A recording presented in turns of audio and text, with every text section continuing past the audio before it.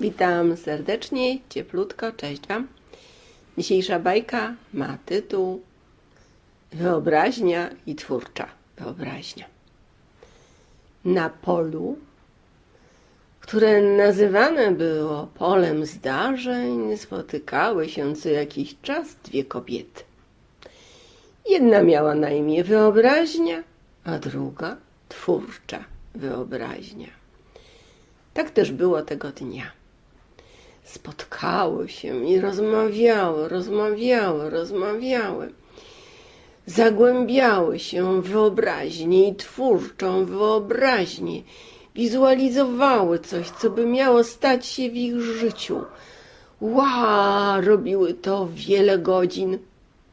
Ale za każdym razem, gdy już wchodziły w tą wyobraźnię i twórczą wyobraźnię, jakoś tak zapadał w niej mrok. Trochę się dziwiły, bo brak było czegokolwiek do tej pory wskazującego, że ten mrok może istnieć, gdy wchodzą w wyobraźnię i twórczą wyobraźnię, ale pomyślały, dobra, wszystko się w życiu może zdarzyć i wracały do domu. Ale w domu zatrzymywały się w pół kroku i bez ruchu tak trwały. Brak było czegokolwiek w ich życiu. Brak działania. Po prostu tak stały.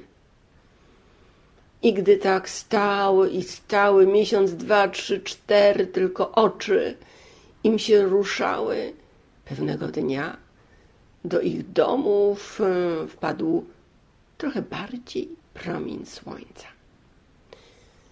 Zobaczył dwie stojące kobiety. Zaczął się wgłębiać w to, dlaczego one tak stoją. Zaczął czytać ich historię ostatnich zdarzeń i raptem promień słońca się odezwał. Pewno chcecie wrócić do życia. Pewno chcecie wrócić na pole zdarzeń i zwizualizować coś w wyobraźni, w twórczej wyobraźni. Tylko może mi powiecie, dlaczego wtedy w tym zdarzeniu towarzyszyło wam chcieństwo? Z wyobraźni, twórczej wyobraźni korzysta się zupełnie inaczej.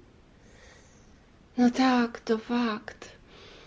Rzeczywiście, wtedy chcieństwo było. Odezwała się pierwsza kobieta, zdziwiona nawet, że może się już chociaż odezwać. Druga pokiwała głową w swym domku. Tak było, rzekła. To skoro tak było, musicie od dzisiaj działać kompletnie inaczej. Jeśli mi przyrzekniecie, że wchodząc w wyobraźnię i twórczą wyobraźnię, będziecie dbać o to, by było brak w nim chcieństwa, to może się zdarzy, że czas i przestrzeń was odczaruje.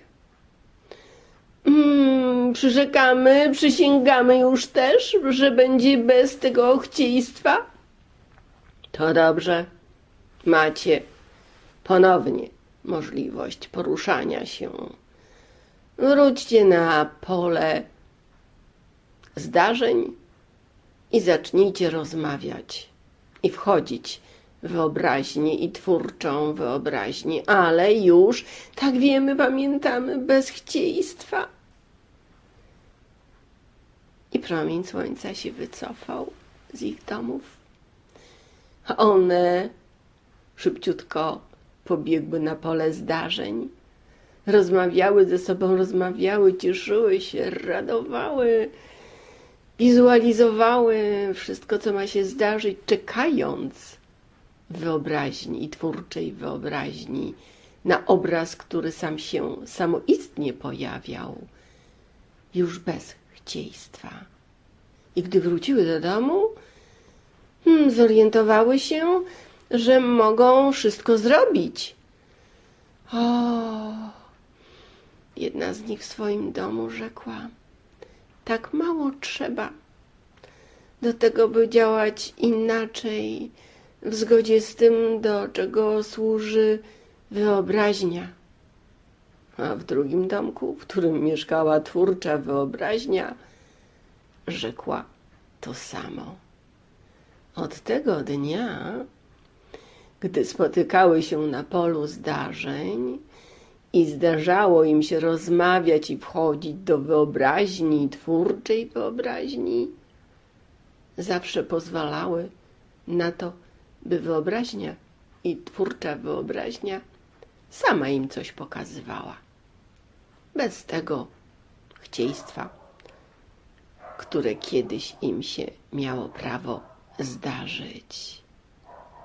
Wyobraźnia służy do zobaczenia czegoś, ale niech w niej pojawi się to spontanicznie.